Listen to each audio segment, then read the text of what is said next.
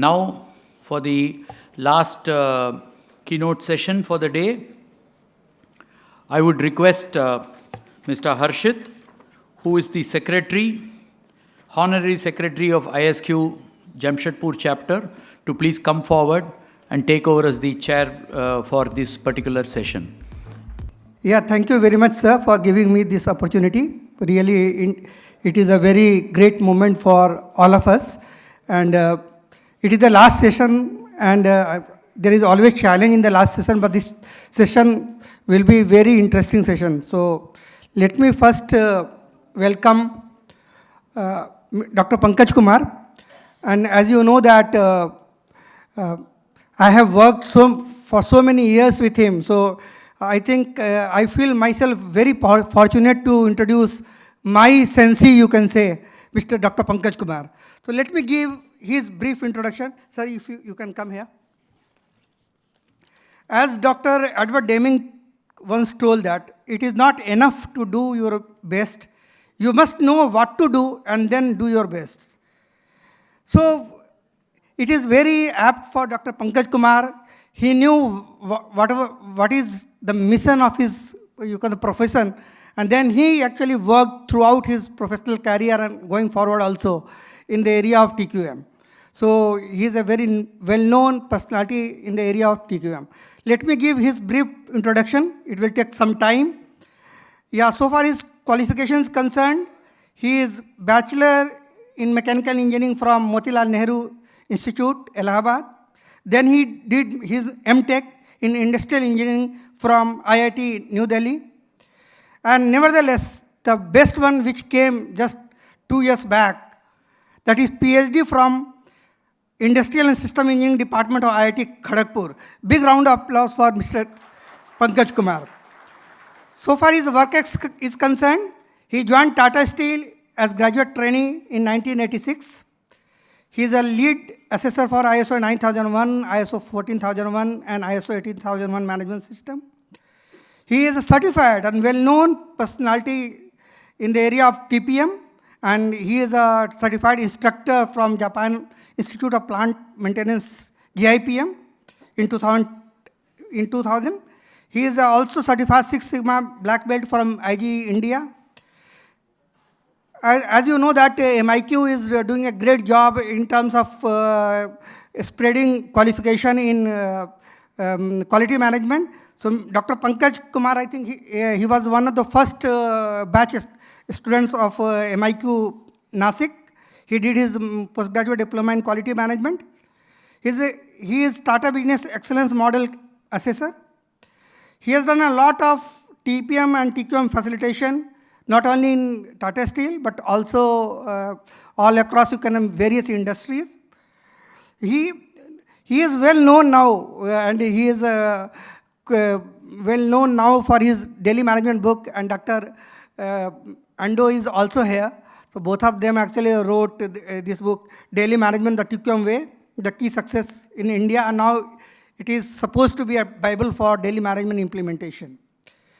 With this, you all know that in Deming Application Prize or Deming Grant Prize, his role was very crucial so far as Tata Steel is concerned, and he worked very closely with all TQM gurus like Dr. Kano, Ando, and others.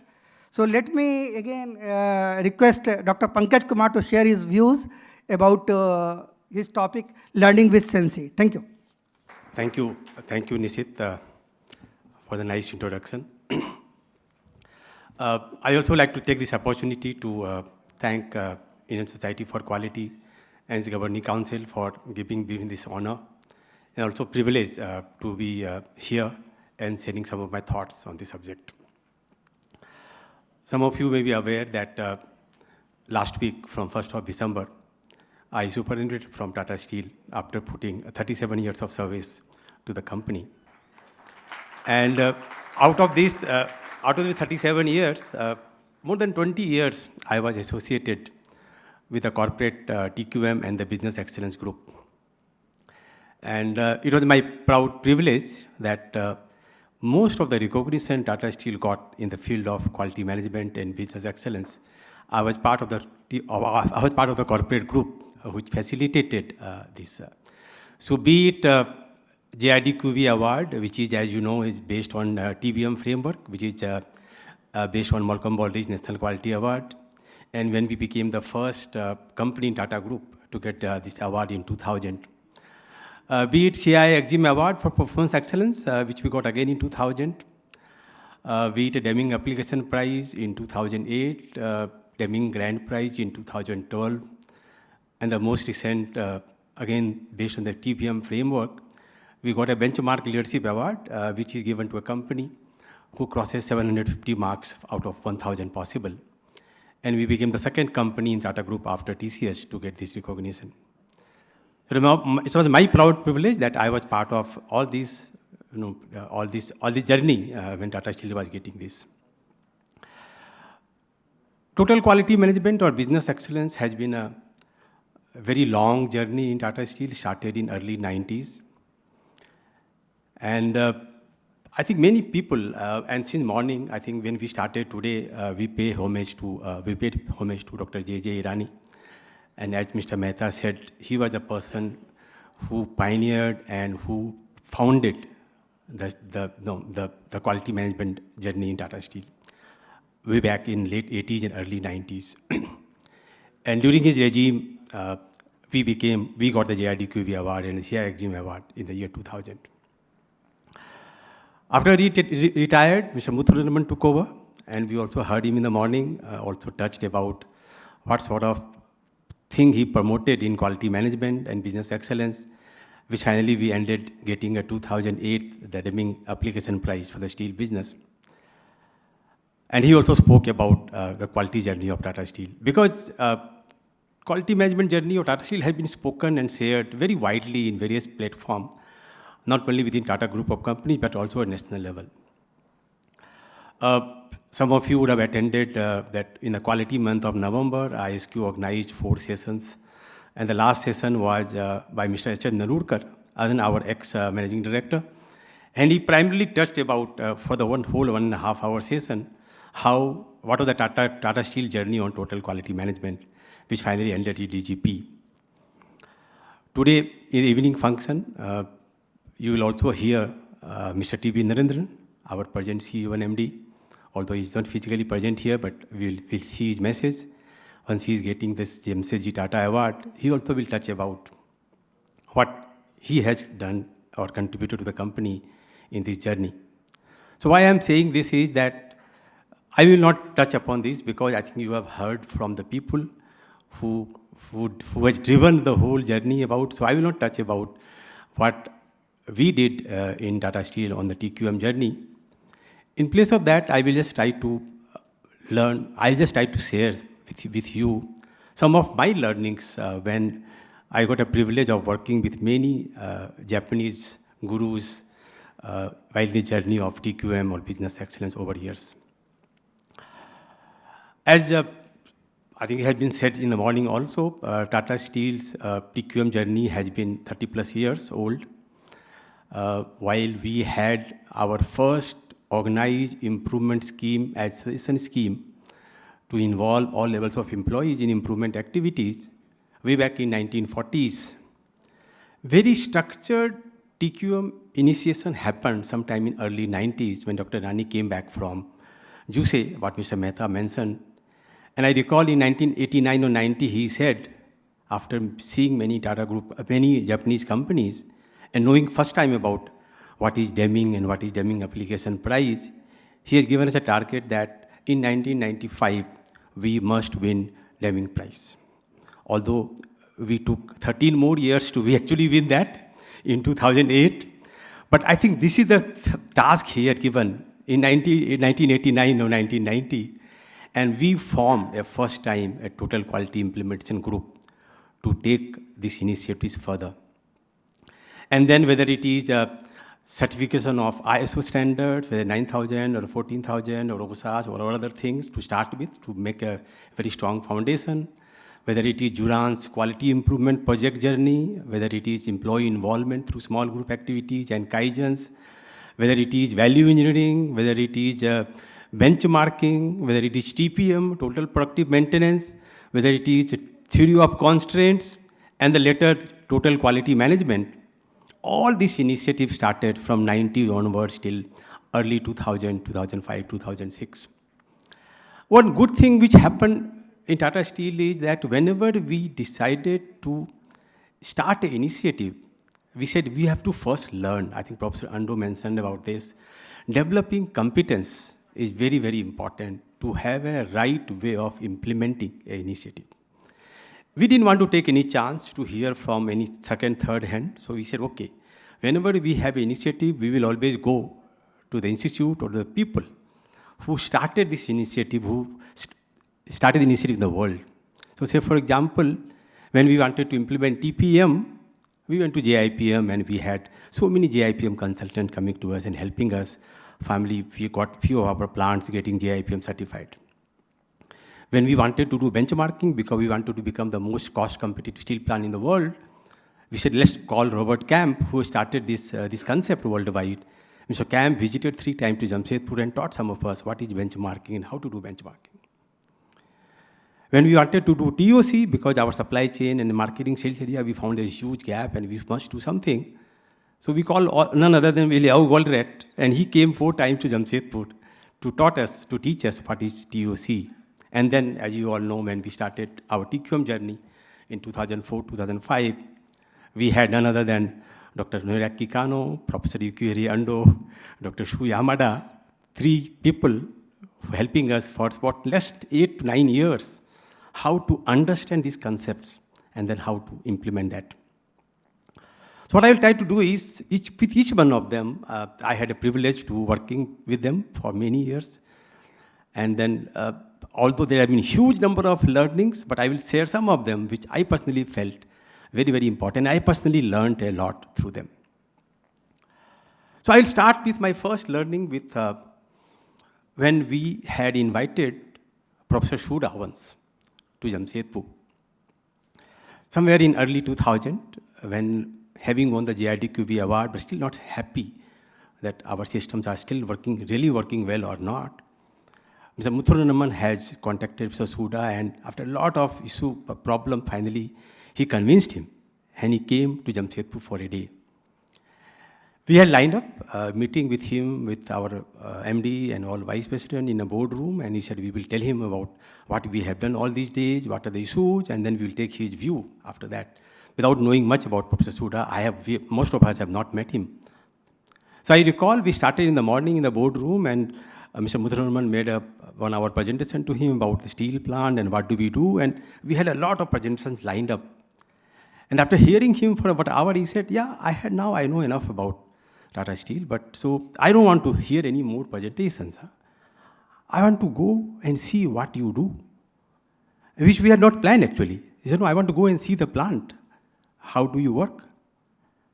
So just recently, we have commissioned one of the most modern and we're very proud of cold rolling mill. Mr. Muthuraman himself was involved in this. And he said, okay, since it is totally unplanned visit, you take him to CRM, and I think he will be coming out very impressed with seeing the CRM.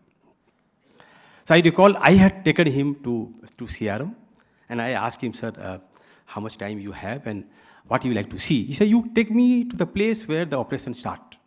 Okay? So we took him to the coil yard from the hot strip mill, the HR coils get unloaded there, and then finally it is processed further. And then he came there to the place where by a trailer, the coils are coming, 25-ton coils are coming, getting unloaded by a crane, and then getting stored somewhere. And he saw the way these are getting unloaded, the way it is getting stored. He asked a few questions. He didn't get an answer. He called the operator. He called the foreman. He asked some more questions to them. He couldn't get the answer. He said, show me your SOPs. And after a lot of trouble, finally we could get some 3-4 pages of a document, and we showed him the SOP. He read the SOP, and I still remember he said, these are SOP? Yeah, these are SOP. So the SOP says how the coils are unloaded. He says, trailer comes, operator is informed, he go with the hook, he lifts the coil, he places there. These are how the SOPs were made. So he said, these are the SOPs which are made true for any company in the world for next 100 years. And this is not the way SOPs should be developed. So within about an hour and a half, he spent on the soft floor to various units. He said, now I have enough. No need to see more. He came back. He came back to the boardroom, and he said that he told Mr. Muttaraman that you wanted me to engage in Tata Steel to help you to how to take this quality journey further. I'm sorry, I cannot do it. Because the type of thing which I have seen in the last 1.5 hours at your most modern, and you are very proud of this CRM, then I don't think I am the right company to working for. In fact, to be very frank, he told in front of all of us there in the boardroom with VP and all the vice president present there, he said, if this is the way you are working, I'm not surprised if the company will become bankrupt very soon. Now, these were very hard words, and many of us felt very, very bad. There is a company who is a pioneer in Tata Group. We have got all such of recognition. And here's a person comes, visit 3 hours, and give this type of a comment. But people also took it very positively that yes, if he's saying something, there must be some big substance on this. While we could not engage him going further, and of course, finally we had TQM gurus coming and helping us in doing that. But I think this was my first learning that sitting in the offices, sitting in the conference room, we think things are done a particular way, but unless you go to the Gemba and see yourself how things happen, you don't know what is going to happen tomorrow. My second learning I will share when I think many of you know about Professor Soji Siva. I think again in early 2000s, he was running, I think, very popular with CII VLFM program. Many of you would have attended that program. I recall we also have hosted one of the batch in one of our plant for one day. And I recall 35 of the students came along with him to one of the plant and spent full day. And I was just there facilitating the visit, just seeing him, what does he do, how does he teach, and at the end, what does he and his students are saying to us. The thing which I learned from so he said that when you go and see a plant, if you want to actually understand the culture of the plant, don't only go to the soft floor. First, go to the peripherals. You go and see their canteens, see their washrooms, see the stores, see their restrooms, go around the boundary, then you understand what their culture is like. If you go your home, our drawing rooms are always fit-fat. But then if you really want to see the culture of the people or the house, you have to go one level, 2 level below, go to the storeroom, go to the bathroom, and then you can actually see the culture of the company. I think he was teaching that to his students through this exercise. But since I was also part of that, I think had a good understanding that what is important if you actually want to build a culture in the company. I recall he had given me a book that time. I think that he had written along with CII, Breakthrough Management. I think some of you would have got a copy of the book. I still remember on page number 39 of that book, there was a photograph made, which to say the photo of Buddha, the 3 eyes of Buddha. If some of you recall, you have seen this photograph. Maintenance, gradual improvement, and breakthrough improvement is the 3 things he said is most important for any company. I think we took it in a very, very well, that how we can communicate with people. And based on this learning, we actually develop our own model of SII, which we call it sustenance, improvement, and innovation. And in all our all our training programs, we always to start with the first slide always used to be the 3 eyes of Buddha by Soji Siva, and we say whatever we do has to be impacting any of these 3. Either you are doing some sustenance activity, or you are doing some improvement activity, or you are doing some breakthrough improvement activities. So maybe later when we know about TQM, we said, okay, this is what daily management and policy management talks about. But then anything which we are doing and is not impacting any of these 3 eyes, then we should seriously question, what are we doing? After all, we all have a job, we want to do a good job. And a good job always means whatever has been expected from you, you must sustain and maintain the performance. You should also gradually improve time to time, and sometimes you have to think out of the box to do some innovation or some breakthrough improvement. So I think there are two learnings which I had with Professor Hoji Shiba.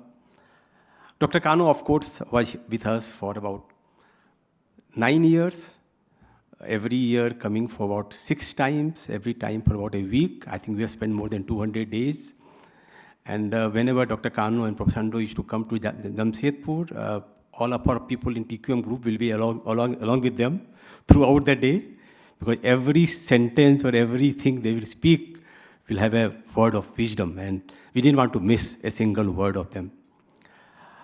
Out of many learnings I had with Dr. Kano, I think 2 or 3 things I like to quickly share. I remember in very early days when he used to come, after some study of our company, he said, see, one of the problems with your company is that discipline is a big issue in your company. And he said, what do I mean by discipline is that following standards is not in your blood. People become bored very fast, doing same thing, doing again and again. And they always will apply their mind to say, no, somebody has developed standard, why should I follow? Am I a less knowledgeable person? I can make my own standard. He said, this is something with a big problem with your company, and you must do something by which people, unless a better way is evolved, people should keep on following the same thing again and again. The second thing is to say that one of the other problems in your company is what is called attitude. The moment I ask you to do something or think something, the first response is why it cannot be done, without even thinking. He said, before you respond, please think. There may be some substance what I am suggesting. And once somebody says that why it cannot be done, then it becomes duty to defend whatever he has said, even if he thinks it's possible. So these are some of the things which he said, I think which found it very, very relevant. So changing the mindset of the people, I think there has been huge learning from him. He also used to say that try to be simple. He said, the world is not complex. World is very simple. Many of us have actually made the things complex. He said, we Japanese typically are trying to make complex things simple. You people have a knack of how to make a simple thing complicated. World is not as complete as you think like. I think, and to great action, I always found that he's right. Things are not as complicated as we think. And if you think in a simple way, it is better that we can understand, we can also communicate these things better. There have been a lot of learning through him, so I will not go in the detail. I'll come next of some of my learning with my guru, which is sitting here, Professor Yukihiro Ando. And since we wrote a book together, so my privilege that I came to know a lot about him, and I spent a lot of time with him discussing over my book and what should we do. I think 2 of the learning I will just share with this house, which I personally learned from him. I recall in my early days with him, I used to share with him, Ando-san, the problem with our company is that whenever we start an initiative,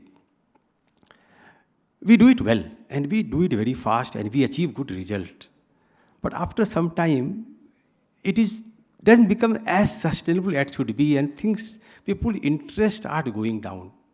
So while we are very good in doing good things first time, but sustaining that becomes a big issue. While later we learned from him what is daily management is all meant about this. But one thing is to say, see, one of the things which I find in your company is you tell people what to do. You also tell people sometimes how to do. While it is very important that you must tell people what and how to do, but before that, you must also say first why it needs to be done. And he said, in your company, I find most of the people, things start from what and then how. Why part is not so well explained. And people only do things because somebody is asking them to do what or sometimes how. But unless you explain why, then why makes people convinced that why I should do it. Whether you ask or not, I will continue to do because I know why somebody is asking me to do it. I think this is one of the biggest learning I had in my interaction with Professor Ando. My second biggest learning was slightly on the softer side. I recall whenever I used to send him a mail, even today, I don't recall an instance when I have sent him a mail and within next 24 hours, I have not got the response. I know he used to travel a lot, 30, 40 countries in the world, around 200 days, 150 days in a year, outside Japan also. And sometimes I used to wonder that I don't know which part of the world he is. But I send him a mail and then within the next 24 hours, may I get a response. So once I asked him, understand, how do you manage? How do you manage to respond? In our company, we send mails, we send reminders. After that, we call the person by phone that I've sent you a mail, please respond. They don't. So he said, Pankaj, if somebody has sent me a mail and I don't respond, and when I go to bed, I still find some of the mails not answered, I can't get a sleep. Because he says, I think that somebody is waiting for my response. I will not get a sleep because I don't want to keep him waiting. I couldn't digest that. So I told him that, but understand, we have this problem. He said, no, it can't be. You, Tata Steel may not have this problem. I said, why do you say so? I said, other day I was in a boardroom and your senior leadership team are making a presentation. And you were talking about Tata Steel's vision, values, mission. And I recall one of your value was respect for people. I said, yeah, it is. So if you have a value called respect for people, and somebody send you a mail, and you don't respond within 24 hours, what respect you are showing to him or her? I could not digest this. I said, how can a person think of that level, that whether he should respond to a mail within 24 hours attached with, that if I don't, then I am disrespecting a person, irrespective of who is the person who has sent this mail. I think these are some of the qualities which we can only learn when you interact with some of these stalwarts very, very closely. And of course, I have learned a lot of other things, but I don't want to say as many things as I have learned from him. I also got an opportunity to work with some of the TPM consultants in our company. And I will talk about a person, Mr. Tomoya Watanabe, whom we have engaged as a JIPM TPM consultant way back in early 2000. So I was, in year 2000, we decided to implement TPM in our company, and somebody suggested that the first thing is that you should understand what is TPM. So I was selected to go for a 2 weeks JIPM TPM instructor course in Japan, in Tokyo. And I was sent there, came back after 2 weeks with a big book on TPM, after also visiting 3-4 companies who has implemented TPM and got JIPM TPM Excellence Award. And I was made in charge, now you implement TPM in Tata Steel. So I did some work for 5-6 months, and I thought maybe I'm doing good TPM implementation. But then it didn't look like, because we are not getting any heads and tails how to do and what to do. So I went to the management and said, sir, we need some help. Just by sending me a 2 weeks program in Japan and making me visit 3-4 companies, I can't implement TPM in the process industry. So then, with management support, we could engage this consultant, and he came. He came for 3 days, made a visit of the plant, and last day, he was meeting our managing director, and I was there to take notes with his interpreter. So our MD asked him, so Watanabe-san, how did you find our TPM activity in our company? So he said, TPM? What TPM? Are you doing TPM? I didn't see anything. I spent 3 days in almost all your plant. I didn't see any TPM. What I saw is your oneness to us is very bad. So what I will do is, for next 1 year, I will teach you what is oneness, what is to us. I will make this implemented. And after you get a good, strong foundation, then I will start teaching you what is TPM and how to implement TPM. So MD saw me like this fellow, I have sent him for a 2 weeks program in Japan, and he's saying he's doing good TPM, but now this fellow is saying that you have to start with oneness to us, and he will take 1 year to teach. I think we had done already 5 years, 10 years back, and he said, we have already done 5 years, now we are doing TPM and other things. For next 1 year, he actually taught us what is real oneness, what is towards, what is visual workplace management. And the whole plant only did this. And then we understood how important this is to make a very strong foundation for the TPM activities. I also recall many times he will say something which has so much of impact on the people. I recall in one of the department, we were presenting to him our PQC DSM targets for the next 5 years. One of the KPI was number of suggestions per person per year. And we show a benchmark, present level, and we say next 5 years projection. I recall in that department, it was shown number of suggestions per person per year, 0.5, present level, and target for next 5 years is 1, 2, 5, 10, 25. So he said 0.5, he said, there must be some error here.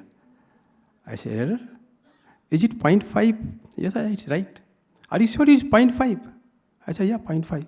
Then we understood what he's saying. Yeah, we know it's very less. You mean to say 2 persons put together in 1 year give one suggestion? Like, yeah. Then we realized that, yeah, it's very bad. Yeah, understand. We know that we are very bad, we want to improve. So please suggest how to do this. It's very simple. He said, when I was working as a foreman in ISQ Steel, that time in our company, we didn't have a swiping system. So all my 35, 40 people who used to work for me will come with a card. And in the morning when they come, they give the card to me. That becomes their attendance. After working for 8 hours, when they go back, they will take this card so that their duty is complete. So at 5 o'clock, when I know that people will come back to take the card, I will go to my office, sit on the chair, and I'll put a lot of papers with me. When a person comes, he says, come inside, sit here. You want your card back? There are 2 papers. In one paper, you write a near-miss accident, which you saw today. In another paper, you write a suggestion, which you saw today. Unless you write these 2, you are not going to get back this card. You say, by design, everybody has to give one suggestion every day and has to identify one near-miss case every day. So maybe few days people had problem, but after that, when they enter the shop, they know that evening when you go back, they have to give one suggestion and one near-miss. And this is how you start building capability in the people, how to think. And in the company, you always find huge number of such incidences where you can think, you can do. So he taught us about fibers. He taught us about how to force initially to get more number and later you can shift to quality, so that people start thinking about their workplace, about how improvements can happen, suggestions, near-miss cases, to inculcate the culture of quality and the culture of safety. I also recall we heard a lot about, in ISO systems, correction, corrective action, preventive action, and a lot of people used to discuss about what is this, what is the difference. I learned from one incident from him how these things are, can be given with an example, and how their mind work every time the problem happen, not only doing an immediate remedy, but how to understand why does it happen and what can be done so that it doesn't happen again. So I recall this person is 73, 74 years old that time. Every day, every time he come to India, he will come for a week. 3 days with Tata Steel, 1 day with Usha Martin, the plant in Jamshedpur, 1 day with tin plate. So he will have a plan for the whole week, which was fixed maybe a month or 2 in advance. Every day, and he's a person who will spend most of the time in the day at the shop floor. And even at that age, he used to be very active. And maybe every day, 5-6 kilometers, he will only move around the plant. He used to have a calorimeter. First time I saw, what does it mean? I said, this tells me how much energy, how much calories I have burned during the day. In the evening, he will say, today I have moved around a lot, so I can afford 2 bottles of beer rather than normal 1 bottle of beer. Every day evening, he will need a bottle of beer, because he says that unless I take a bottle of beer, I'm not able to sleep, And if I don't sleep, next day I'm not able to work. So as a TPM facilitator, our job was every day evening, if he's coming to your company, 7:30, you have to take him to a restaurant, serve him beer along with dinner, and by 8:30 things should be over, you will go and sleep. I recall in one of the instances, the day before, he was in a different company, and that company's managing director, Jamshedpur-based company, invited him. And Watanabe-san, today evening, 7:30, I will pick you up from the guest house, and we'll go to hotel so-and-so, and we'll have beer. So at 7:30, three of them, the interpreter, Mr. Watanabe, and the MD of that company went to a restaurant. They sat on a table. So the waiter came. So before the waiter came, this MD asked the interpreter, tell Watanabe-san what he will have today, same beer or something else. So Watanabe-san replied, no, I want only beer, nothing else, only beer. And then the waiter came, and he gave me the menu. The menu was for the food. So he said, no, bring the bar menu. He said, sir, today I can't serve you bar menu. Why? I want beer. No, sir, today we can't serve. Why? Well, today is a dry day. So dry day. This person has not checked today's dry day. So he now is in a very awkward situation because, so he asked the interpreter, tell Watanabe-san that today you can't have beer because, so he told him in Japanese. So he immediately responded, no, but just now he asked me what you will have, whether beer or something else. And now he's saying that beer cannot be served. So then the interpreter again told him. He responded, sir, I didn't check. Today is a dry day. He said, you know, if today I don't drink, tomorrow I'm going to Tata Steel, I will have a problem. So there is a problem there. So this interpreter, knowing that next day they're coming to me in Tata Steel, and then if today he doesn't have beer, he will not be able to sleep, tomorrow his mood will be off and there will be a problem. He called me from the restaurant saying that, Pankaj-san, there is a problem, can you help? I say, I don't know because I don't drink.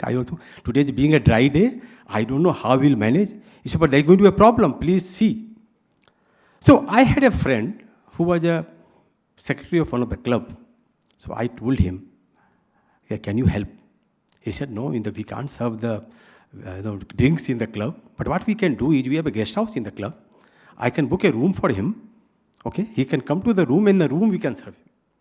So I immediately responded on call to the interpreter that I have solved the problem. Please come and do this. So now this Watanabe says to my MD, you could not serve me dinner, but a beer. Come with me. I will serve you beer. So finally, they came to the guest house and finally they had. Next day evening, when we were sitting together again and having drinks and dinner, this fellow asked me, Pankaj-san, what is dry day? I don't understand. What is dry day? So I explained to him in India or some part of the country, the festival day or some salary day, we don't serve drinks because people misuse the money and do this. I say, yeah, I never heard about this. In Japan, it doesn't happen. I don't know in India what type of systems you have. But tell me, thank you, Pankaj-san, yesterday you could arrange that. But I don't want, yesterday I would have problem. So somehow you could solve it. But then this is not a solution, permanent solution. Again, it can happen. So how can you make sure that this situation doesn't happen again? So he said, no, don't worry, Watanabe-san. We will make sure that the interpreter, when he sends the mail for the program, will put a special line, bold, TPM facilitator, please note that there is no problem that day serving this, blah, blah, blah. And we try to assure him that, this will not happen again. He was still not very satisfied. He said, no, you can again forget. Somebody again forget, not reading this. Then he asked me a question. He said, are these dry days are fixed in the year? I said, yeah, normally we know when is Diwali, when is Chhath, when is Durga Puja, when this, when this. So can you tell me the next 2 years, all the dry days in India? I said, yeah, but I never collected that data, but I can. He said, please do this. So that in the next 2 years, when I make a plan to come to India, I will never come on a dry day to India. Now, that may be an incident, but sometimes I think about this correction, corrective action, preventive action. We talk about poka yoke. This is the way their mind works. I could never think about today, in most of us, we don't know what I'll be doing next week. And this fellow says, 2 years later, which days he will come to India to make sure that this is not a dry day. I think these are some of the things which sometimes, even if you think now, I said, how can we develop that level of thinking, attitude, to see that if problems have happened, how can you make sure that problem doesn't happen again? I think due to paucity of time, although I have huge learning, I will share my last learning with one of the incidents which has really touched me. About Professor Kume. I think many of you know he does not need an introduction. He is a very, I think all the 3 books have been most popular. I was doing my PGDQM from MIQ Nasik, and Professor Kume used to come there, to teach us. I think we had 4 modules, and each module he has taken 2-3 days. And I recall in 2010 when we wrote this book on daily management with Professor Ando, we just finished one module. In between, our book was published, and we were again going after a month to MIQ for the next module. And Professor Kume used to teach us about daily management as well as problem solving in that PGDQM program. So I got a desire that next time when I go, my book has been published, I like to give a copy to Professor Kume. And I was thinking, if he accepts, I will be so happy that I have given a copy of the book to none other than Professor Kume. So I carried a copy of the book, but I thought before I offer him directly, I should ask and take his permission, whether can I give him a copy. So when we had a program that day, and just before lunch, when we broke for the lunch, I got some courage and I asked her, because he used to speak very little to the point, and he never used to interact because he's not a very, unlike us, not a very social person. And I did not know whether he understood English or not, because he always used to teach us in Japanese. So I asked her, she's an interpreter, that I want to speak to him for a minute, and please help me to interpret. So he heard. He said, no, I can understand a little bit English, so you can directly speak to me. So I said to him, sir, I have a request. I have written a book with Professor Ando on daily management, and I will be happy to give you a copy of the book. So will you accept? So he said, yeah, I know. Yuki gave me a copy. He talked about Professor Ando, maybe he would have met him before that, and he said, Yuki gave me a copy. And he said this, and then he went ahead. I became very disappointed, because I had a desire to offer him a copy, and he said that I already have a copy. Maybe he read my face that I am not very happy. So he went 2 steps ahead, then he came back. And he came back and he said, I can accept a copy, but with a condition. I became very happy. He said, yes, sir, any condition. He said, you have to sign that copy with your autograph. And I will tell my students in Japan that the person who has written this book, I also teaching him. Now, that is the humility and modesty of a person of that level.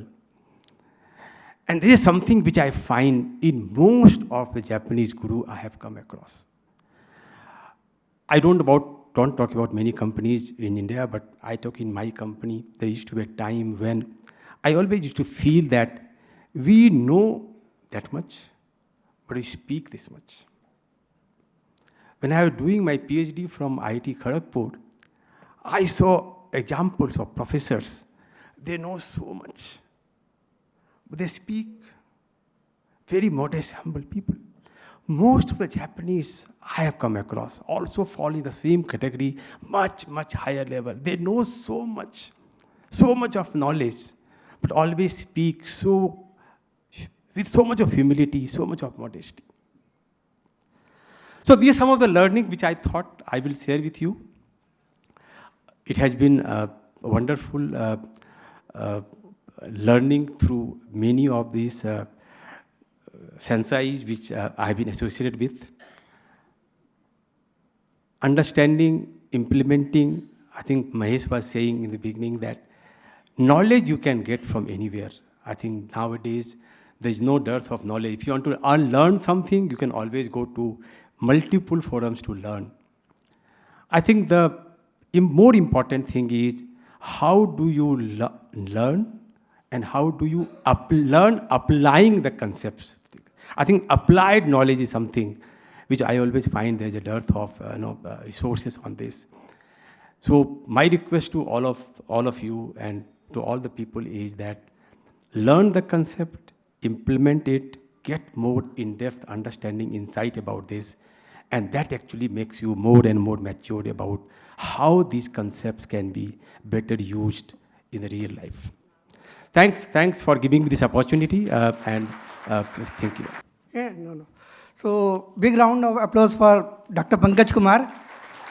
Sir, you have actually mentioned very basic fundamentals of implementation of TQM, like competency development, and how basic things like standardization and personal and social aspect you also touched upon. So I think with your experience and interaction with so many experts of TQM, TPM, TOC, certainly the audience might have felt the vibrance of your knowledge and expertise.